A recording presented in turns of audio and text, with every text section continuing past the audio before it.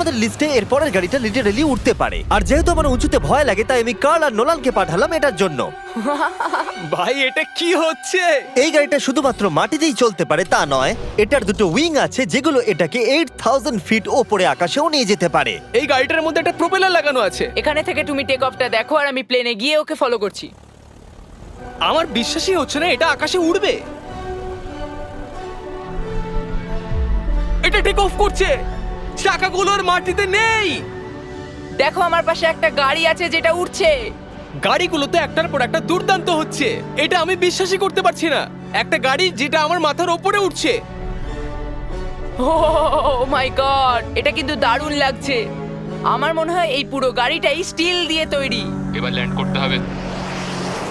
এরপরে $1 মিলিয়ন কার, কিন্তু আমি এবারে একটা নিয়ে আসিনি। আমি এখানে $1 মিলিয়ন অনেকগুলো কার নিয়ে এসেছি, যাতে আপনাদের একটা গাড়ি পছন্দ হয় সেই